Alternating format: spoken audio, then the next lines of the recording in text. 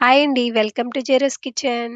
ఈరోజు మన వీడియోలో ఉల్లి వెల్లుల్లి లేకుండా మీల్ మేకర్ ఫ్రైని ఎలా ప్రిపేర్ చేసుకోవాలో చూద్దాం. ఈ మీల్ మేకర్ ఫ్రై చాలా టేస్టీగా ఉంటుంది. అలాగే చాలా సింపుల్‌గా ప్రిపేర్ చేసేసుకోవచ్చు.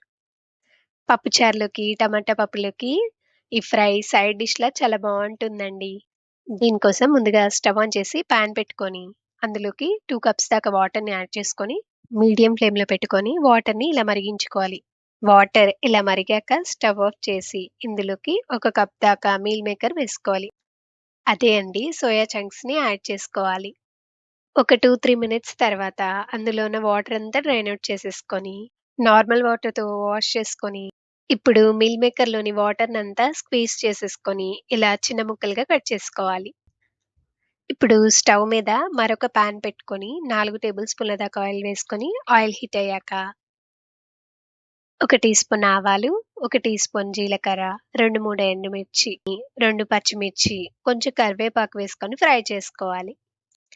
కరివేపాకు కొంచెం ఫ్రై అయ్యాక మీల్ మేకర్‌ని యాడ్ చేసుకోవాలి.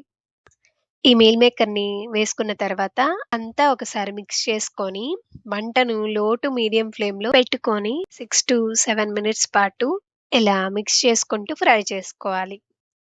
మీల్ మేకర్ కొంచెం ఫ్రై అయ్యాక హాఫ్ టీ స్పూన్ పసుపు, అలాగే నేనిక్కడ ఒక టేబుల్ స్పూన్ దాకా కారం యాడ్ చేసుకుంటున్నాను. మీరు మీ కారానికి సరిపడా వేసుకోండి. రుచికి తగినంత ఉప్పు వేసుకొని, ఫైనల్‌గా half teaspoon garam masala పౌడర్‌ని యాడ్ చేసుకొని, ఒక నిమిషం పాటు ఫ్రై చేసుకొని స్టవ్ ఆఫ్ చేసేసేయాలి అంతే. దీన్ని మనం వేడి వేడిగా సర్వ్ చేసుకుంటే చాలా బావుంటుంది. పప్పుచారు, టమాటా పప్పులోకి సైడ్ డిష్ లాగా చాలా బావుంటుంది. మీకు ఈ వీడియో నచ్చినట్లయితే లైక్ చేయండి. మీ ఫ్రెండ్స్ అండ్ ఫ్యామిలీకి షేర్ చేయండి. మన జైరస్ కిచెన్ ఛానెల్‌ని సబ్స్క్రైబ్ చేసుకోవడం మర్చిపోకండే. Thank you for watching.